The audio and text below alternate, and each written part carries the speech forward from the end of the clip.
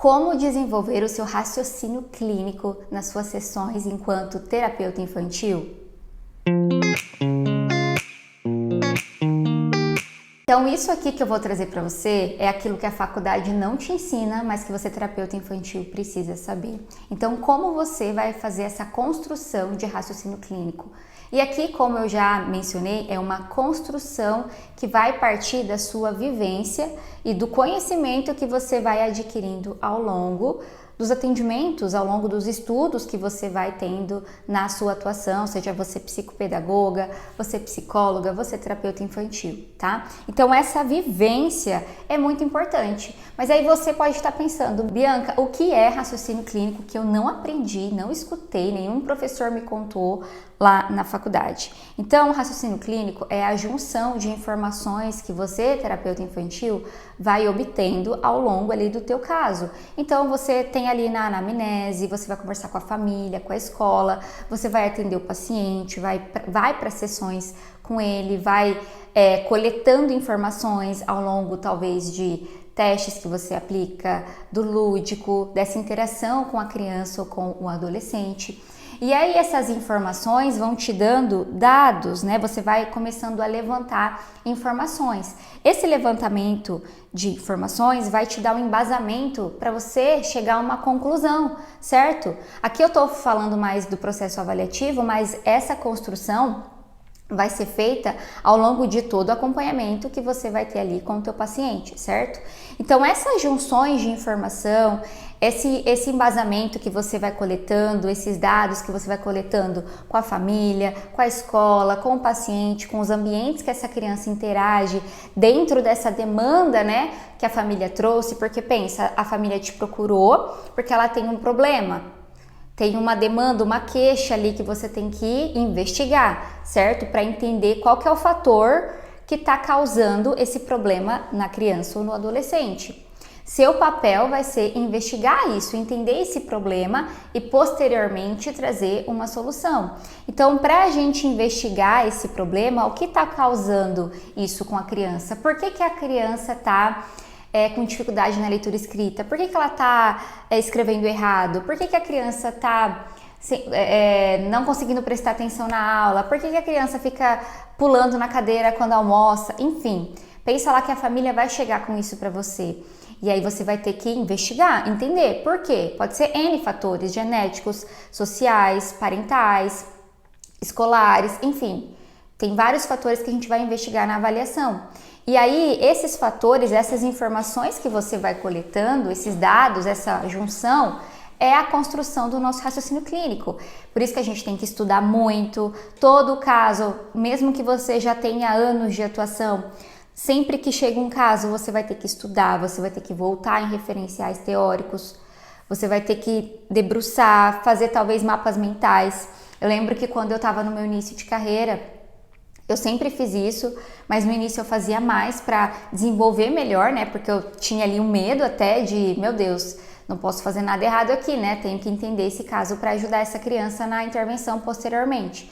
Então eu pegava uma folha sulfite, ia escrevendo, fazia ramificações. Então deixa eu pensar, entender as informações que eu peguei da anamnese, deixa eu levantar as principais informações que eu preciso investigar melhor na avaliação, deixa eu entender os fatores ambientais dessa criança, eu anotava, deixa eu entender aqui o escolar dessa criança dentro das informações que eu coletei na escola. Se eu tava com alguma hipótese, por exemplo, de algum transtorno, eu tô suspeitando que essa criança talvez tenha um TDAH, deixa eu voltar no meu referencial teórico que eu tenho aqui, artigos, livros, se eu não tinha algum livro eu comprava, deixa eu entender quais são os sintomas, os fatores que estão dentro ali de um transtorno de TDAH, que eu preciso ver se meu paciente tem isso. Então eu preciso ver a intensidade, a frequência, desde quando isso está acontecendo. Eu preciso entender os fatores gestacional dessa mãe, desde quando a criança nasceu, como que ela era. Então eu ia escrevendo porque esse processo de escrita, esses desenhos, mapas mentais, ramificações que eu ia fazendo, me ajudavam na construção do meu raciocínio clínico, me ajudavam a entender melhor os próximos passos da minha avaliação, o que eu precisava investigar, talvez coisas que eu precisava retomar com a família durante a avaliação, coisas que eu precisaria retomar com a escola posteriormente, orientações que eu precisaria dar para a família lá no processo de devolutiva. Então eu fazia isso como uma forma de organizar melhor as minhas ideias, porque às vezes a gente recebe muita informação e se você não organiza, as ideias ficam soltas e você esquece e não consegue construir esse raciocínio clínico. E para eu pensar também em exclusão. Então uma coisa que eu sempre tive para mim, que eu ensino às minhas alunas hoje, é pensar nesse processo de exclusão. Então igual eu mencionei para você que quando eu estava lá fazendo os meus rabiscos, né, essa escrita para organizar as minhas ideias no caso, se eu tava lá com uma hipótese de que o meu paciente poderia ter um transtorno, eu recorria aos referenciais para entender os sintomas e sinais e eu ia para a exclusão.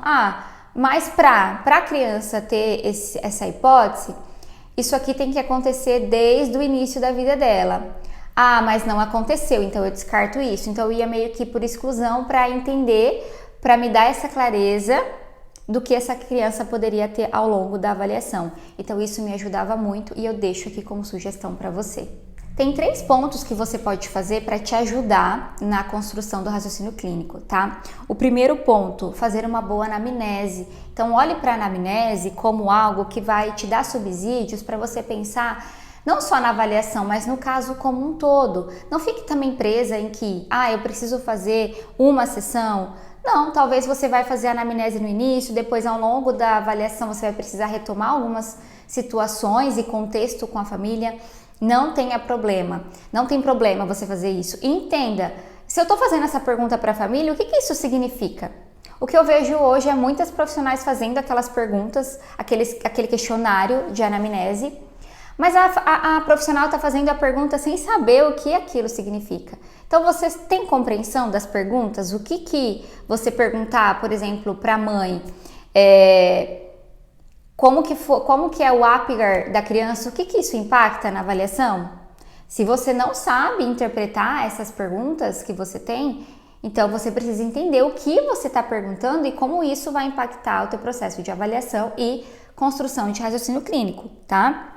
O segundo ponto, tenha o hábito de anotar. Você precisa anotar, fazer essa organização das ideias que eu te falei.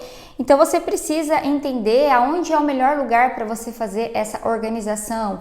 Eu vou ter um papel, meu paciente vai ter uma pasta, eu vou fazer de maneira digital, eu vou fazer no meu iPad. Qual vai ser o melhor lugar que você pode anotar ali esses dados relevantes que você trouxe talvez da anamnese, dados relevantes da escola, sessão, as suas observações pós-sessão, que é essencial para essa construção de raciocínio clínico.